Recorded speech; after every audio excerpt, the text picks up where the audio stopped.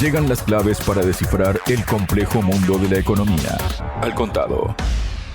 Vamos a hablar sobre un informe del Instituto Global McKinsey titulado Inversión tomando el pulso a la competitividad europea. Y para hablar sobre ello estoy junto al presidente de la consultora ECAI Center, Adrián Celaya. Adrián, bienvenido a Radio Sputnik. ¿Cómo estás? Hola Javier, encantado de estar contigo y con Sputnik. Muchísimas gracias, Adrián. El encantado soy yo y seguramente la audiencia también. Bueno, Adrián, este informe, ¿no? De alguna manera se podría entender que tiene alguna relación, paralelismo, como quieras decirle, con el famoso informe Draghi. Sí, es un informe que se ha difundido con anterioridad, se la pone en medio, pero que responden claramente a un contexto bastante similar, en el sentido de que hay un claro reconocimiento de la difícil situación en la que se encuentra Europa, no solo ahora, sino en la que se encuentra desde hace décadas, ¿no? Y esto es interesante porque es algo en lo que hasta hace poco, digamos, los que éramos críticos de las políticas que se estaban desarrollando en Europa lo decíamos, pero era mucho más raro escucharlo en informes, digamos, oficiales o de, digamos, entidades con tanto peso institucional en Occidente como es la consultora McKinsey o como es Mario Draghi, ¿no? Una persona claramente de referencia tanto en el ámbito económico como político en la Unión Europea, ¿no? Claro, y bueno, si nos adentramos ya en el informe, Adrián habla de que los economistas suelen definir la competitividad como la productividad que resulta de una amplia gama de factores, entre ellos la infraestructura, el trabajo, las políticas fiscales y monetarias, las finanzas y, en términos más generales, las instituciones. La competitividad no es fácil de medir y no siempre tiene eco en las empresas que, en última instancia, se benefician de ella y la impulsan. Y habla además de que una región que no invierte no puede ser competitiva y una región que no es competitiva no logrará atraer inversiones nacionales o extranjeras. Se trata de un círculo vicioso.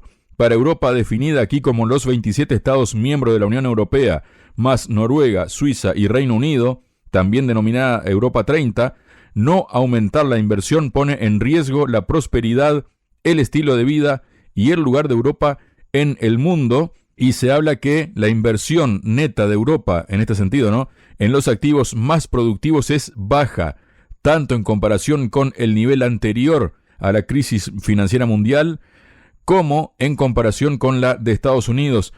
¿Qué puedes comentarnos de esto, Adrián? Bueno, es interesante la coincidencia de diagnóstico con el informe Draghi.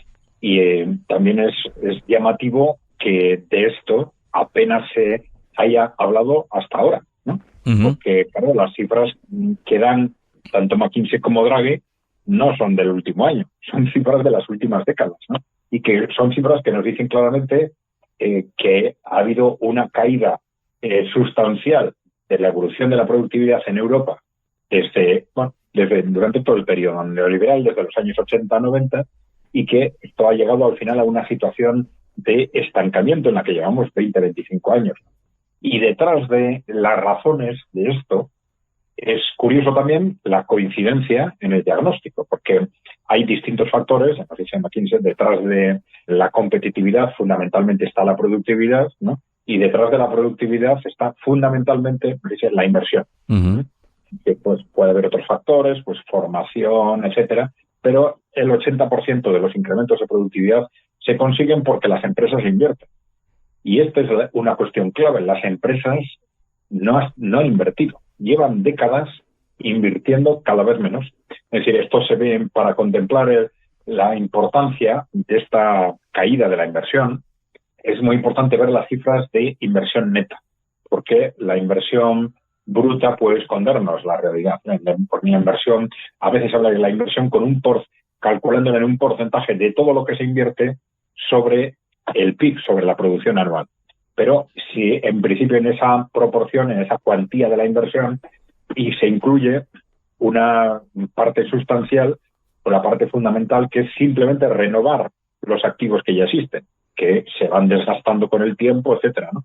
Una parte sustancial mayoritaria de la inversión se destina simplemente a mantener los activos actuales, que se van desgastando simplemente con el paso del tiempo. Entonces, si la inversión total es de un 25%, pues a lo mejor un 20, un 22 es simplemente reposición del activo actual, con lo cual es la diferencia, el neto, lo que se llama la inversión neta, lo que realmente nos revela el dinamismo de la inversión. Y claro, esto es lo que nos hace ver cómo esa inversión neta se ha situado en niveles del 1%, del 2%, en niveles prácticamente cercanos cada vez más a cero, ¿no? Y esto es lo que nos revela, pues, que el sistema empresarial europeo no ha funcionado. No ha funcionado, no ahora, sino durante décadas, ¿no? Y esto es lo que hace mucho tiempo que había que haber puesto encima de la mesa. Tenemos un modelo económico que no está funcionando. No está funcionando porque las empresas no están haciendo lo que se supone que deberían hacer. El funcionamiento de las empresas, el dinamismo de las empresas, nos lo da precisamente su capacidad de inversión. Si las empresas no invierten, los empresarios se están dedicando a ganar dinero fuera del ámbito productivo, o especulando o con inversiones financieras, o en base a simplemente a mano de obra barata, pero no se están preocupando digamos, hay una desconexión entre los intereses de los empresarios y los intereses de la sociedad y de la economía europea. Algo sobre lo cual habría que haber actuado hace mucho tiempo. Pero claro, hemos dejado pasar décadas sin que esto se ponga sobre la mesa, y ahora nos dicen ya, estamos mirando ya hacia el pasado, nos dicen tanto McKinsey como Draghi que la economía europea no funciona, que las empresas no invierten y que hay que hacer algo distinto. Pero y es muy importante que en ese algo distinto están casi dando por supuesto que las empresas van a seguir sin invertir. Es decir, que se han tomado durante estas décadas medidas muy diversas para que las empresas inviertan y no se ha conseguido. Y esto es lo que le lleva, por ejemplo, a Draghi a decir que, bueno, no hay más remedio que reactivar la actividad estatal, aunque sea un poco extraño, y sea no para reactivar, digamos, los sectores empresariales públicos que el neoliberalismo privatizó. Y ahora estamos viendo cómo pudo ser un inmenso error estratégico, sino lo que plantea Draghi es destinar fondos públicos para ayudar a las empresas a que inviertan. Es decir, fondos públicos que harían que las inversiones fuesen más rentables para las empresas, gracias a esas ayudas públicas. Bueno, vamos a ver, habría que sacar conclusiones muy claras, pero una de ellas sería por lo menos analizar o hacer una revisión de todas esas políticas de privatización que estaban dando, por supuesto, que las empresas públicas no funcionan, que las empresas privadas son las que crean riqueza y van a seguir creándolas, y que cuanto más privaticemos, más riqueza se va a crear. Y ahora nos encontramos con que todas esas empresas privadas en conjunto en Europa Occidental no están creando riqueza y no están invirtiendo. Adrián, vamos con unos números que son contundentes, se podría entender, ¿no? Porque en los últimos 25 años, por ejemplo, explica el informe, el capital por trabajador ha crecido un 10% en términos reales en Europa Occidental, un 50% en América del Norte y un 700% en China. Europa Occidental es la única región cuya productividad total de los factores ha caído en el último cuarto de siglo. También Europa representa solo alrededor del 5% de las solicitudes de patentes mundiales, en comparación con el 15% de Estados Unidos y el 80% de China. La financiación competitiva y la autonomía institucional podrían incrementar la producción de patentes de las universidades europeas. Estas importantes brechas de inversión corren el riesgo de pasar desapercibidas porque Europa tiene una participación ligeramente mayor de la formación bruta de capital fijo en el PIB que Estados Unidos, pero la mayor parte de esa formación proviene de viviendas y otras construcciones. Es fundamental examinar los indicadores que apuntan a la inversión más productiva. Hay dos preguntas, ¿no? Porque venías diciendo, Adrián, que ha caído, ¿no?, la inversión en Europa, ¿no? Una pregunta sería, ¿cuál sería la causa de esa caída, ¿no?, de que las empresas no inviertan? Y lo otro, que nos comentes estos datos que acabo de decir. Sí, bueno, las dos cosas están interrelacionadas, ¿eh? El primer dato que has puesto sobre la mesa de forma muy directa. Es decir, si el capital no se incrementa es porque no se ha invertido. Y ese incremento de apenas un 10% en tantos años en Europa quiere decir que la inversión neta que comentábamos antes, pues prácticamente se ha situado en cero. Está muy cercana a cero durante todos estos años, ¿no? Claro, esto es algo tremendo, ¿no? Y que efectivamente yo creo que lo primero que debería llamar la atención es que estemos tardando tanto en reaccionar. No es algo, una cuestión única, es algo realmente sorprendente si analizamos todo lo que ha pasado en Europa durante los últimos 30 o 40 años, donde los grandes problemas de Europa, en el ámbito económico también, se han ido acumulando y se han escondido. Y nos hemos dedicado y nos dedicamos todavía a darle vueltas a temas de tercero o cuarto nivel de interés, a crearnos nuevos problemas, a inventarnos nuevos problemas donde no los hay, y resulta que lo que son los problemas fundamentales no se abordan. Y nosotros siempre lo comentamos: 1, las empresas no invierten; 2, el sobreendeudamiento; 3, el hundimiento demográfico. Sobre esos 3 problemas no se hablaba, ni se hablaba en las instituciones europeas, ni se hablaba en los grandes países europeos, y lógicamente cuando no se habla de un problema es muy difícil hacerles frente. Bueno, hay distintas teorías sobre lo que hay detrás de esto. Bueno, tenemos la teoría que relaciona la falta de inversión con la falta de rentabilidad, ¿no? Esto fue una teoría que también estaba de alguna forma en el origen del neoliberalismo en los años 70 o 80, ¿no? Cuando en los años 70, con la crisis del petróleo, de alguna forma se derrumba el modelo socioeconómico de posguerra, lo que fue la edad dorada del capitalismo. Y en aquel momento, evidentemente, hay intereses corporativos para poner en marcha el neoliberalismo, pero también desde el punto de vista de la argumentación económica se decía es que lo que ahora sucede es que las inversiones no son suficientemente rentables. Y entonces hay que poner en marcha toda una serie de baterías de medidas estratégicas para que las inversiones sean más rentables. Esto es lo que, desde un punto de vista del análisis económico, está detrás del neoliberalismo. Es decir, no son medidas que se tomen para fastidiar a la gente, ¿no? Cuando se debilitan a los sindicatos, se contienen los salarios, se recorta el gasto social, esto no es para fastidiar, es porque son siempre medidas que hacen las inversiones más rentables. Alguno diría, bueno, es hacer las inversiones más rentables porque es lo que interesa para la economía, y otros dirán que es, evidentemente, también hay intereses detrás, ¿no? Pero bueno, la lógica económica era esta, hacer las inversiones más rentables. Bueno, pues con todas las medidas que se han ido adoptando a lo largo del neoliberalismo, no se ha conseguido, aparentemente, que las inversiones sean suficientemente rentables. Claro, aquí hay una doble explicación. Tenemos la explicación que hace referencia a la madurez tecnológica, es decir, la madurez tecnológica y productiva, y otra que hace referencia, pues, a las cargas sociales. Sobre todo los neoliberales, a pesar de todas las medidas que se han adoptado durante estos años, siguen apelando a que los restos del estado social de posguerra, el estado del bienestar, es lo que nos impide avanzar, impide dinamizar la economía, porque al final esto es lo que, estas cargas son las que impiden que la economía o que las inversiones sean suficientemente rentables. Es decir, siguen manteniendo ahora el mismo discurso que hace 40 años, a pesar de todas las medidas que se han adoptado en sentido contrario. Y claro, la otra interpretación tiene relación con la madurez del sistema productivo. Esto a veces son autores no marxistas, pero también hay un sector importante del marxismo que entiende, vamos a ver, que hay la propia evolución del capitalismo hacia crecientes inversiones, pues genera un contexto en el que para conseguir rentabilidad cada vez hay que invertir más.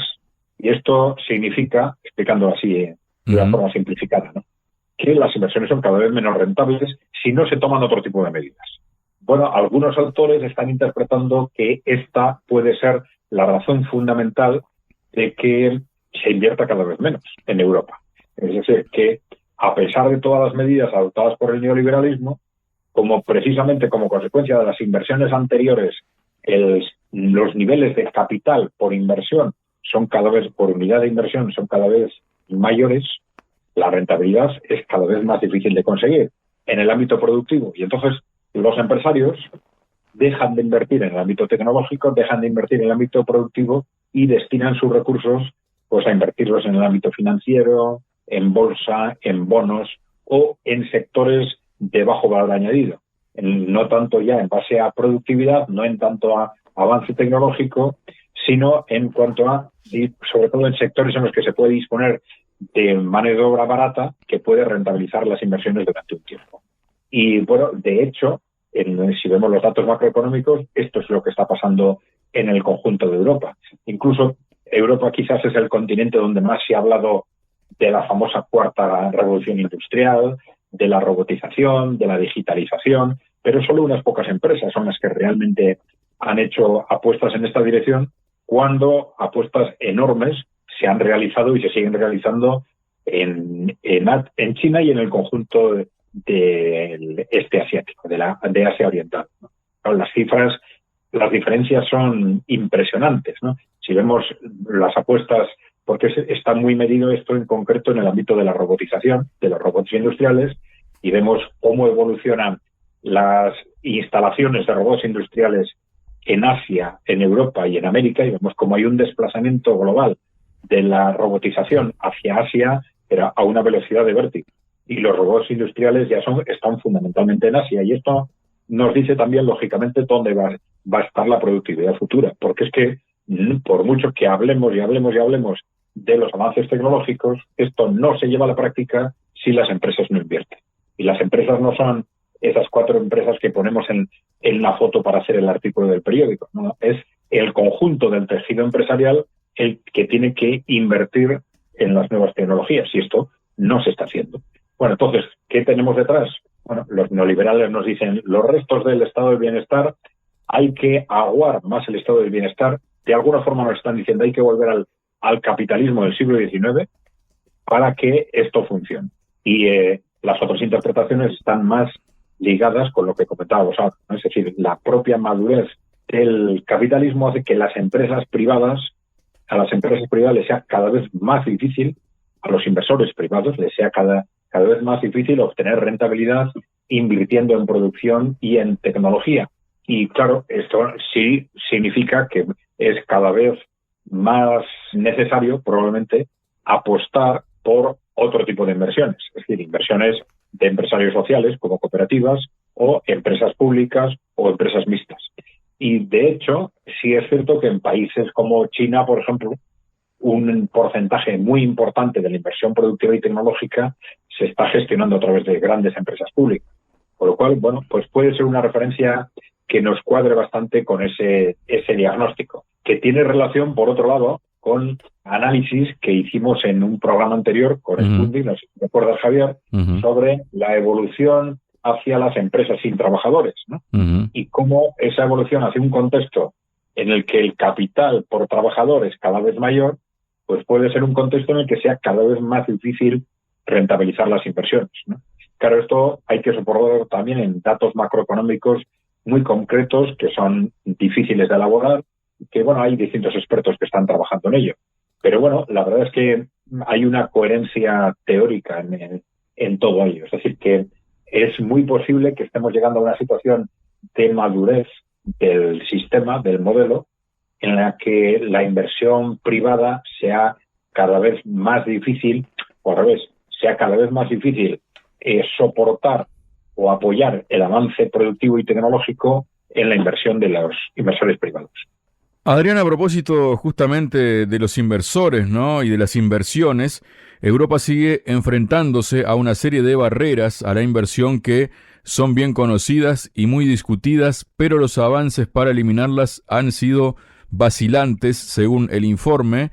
En una encuesta, los ejecutivos europeos destacaron 5 barreras principales a la inversión: los altos costos de la energía, qué casualidad, ¿no?, la escasez de personas con habilidades adecuadas, la incertidumbre sobre el futuro, la regulación de las empresas y la regulación de los mercados laborales.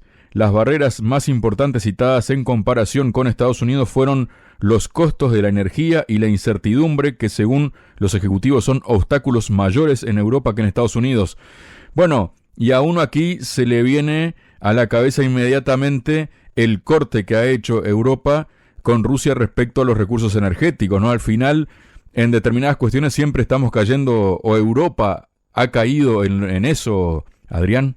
Sí, efectivamente, claro, es muy llamativo. Aquí se apuntan estos temas, pero claro, es que Mario Draghi lo dice con una claridad y una rotundidad impresionantes, ¿no? Es decir, es un reconocimiento de culpabilidad por parte de Mario Draghi, claro. Nos está diciendo, mirar lo que hemos hecho con la economía europea, ¿no? Porque claro, si por un lado hemos hablado de que llevamos décadas en una economía estancada, en la que, entre otras cosas, no se invierte. Pero claro, resulta que en los últimos años, además de esto, pues hemos realizado unas políticas en Europa pues disparatadas desde el punto de vista de la gestión económica y de la gestión empresarial, ¿no? La primera, bueno, este ámbito de la excesiva regulación que Mario Draghi claramente identificada, ¿no?, con estas políticas verdes. Y en las políticas verdes gestionadas de una forma, nosotros podemos decir, casi religiosa y bastante contradictoria, ¿no? Sobre todo si la comparas con otro ámbito geográfico con una problemática similar, como es el de China, ¿no?, que es un país que también tiene unas dependencias energéticas del exterior enormes, pero que ha gestionado esto de forma tremendamente racional, apostando a todo, diversificando, apostando a energías renovables, apostando al carbón, apostando al gas, al petróleo, sin ningún problema, ¿no? Mientras que en Europa funcionamos a base de campañas mediáticas y muchas veces absurdas y contradictorias, pero esto está siendo una carga enorme para las empresas, ¿no? La carga regulatoria, dicen unos, y la carga, pues, por estas políticas verdes gestionadas de forma tan disparatada. Pero claro, es que ya en los últimos 2 años, a esa economía que no funcionaba y que estaba cada vez más castigada durante los últimos años por estas políticas verdes, vamos a decir, pues de pronto le echamos encima el corte con la energía barata rusa, uno de los pilares fundamentales de la economía de países claves como Alemania, y además en los últimos años, un año después, empezamos con estas políticas que por razones geopolíticas nos quieren llevar al desacople, esto que se está llamando el desacople económico con respecto a China, que es otro pilar básico de la economía europea. Entonces, tenemos una economía que no funciona, que estructuralmente no tiene las bases adecuadas para que funcione, y encima con unas políticas públicas que parece que están casi expresamente dirigidas a destruir la economía europea. Algo absolutamente absurdo, pero cuyas consecuencias ya estamos notando. Este corte con la energía barata rusa ya se veía claramente que se iba a empezar a notar, a plasmar, primero en los sectores de la industria alemana intensivos en energía, después en el conjunto de la industria alemana y luego en el conjunto de la economía alemana, para luego pasar a la economía europea. Y esto es lo que está sucediendo. Cayeron las ventas y la producción en los sectores intensivos en energía, después en el conjunto de la industria alemana, y ahora ya tenemos una economía alemana en recesión, y este va a ser el segundo año consecutivo en el que con una economía alemana en marcha atrás que inevitablemente va a afectar al conjunto de la economía europea. Muchas gracias, Adrián. Muy bien, Javier. Pues gracias a ti y a Sputnik. BRICS, G7, OPEP, FMI, Banco Mundial, Nuevo Banco de Desarrollo, Banco Central Europeo, tasas de interés, finanzas, sanciones, deuda, desdolarización, al contado.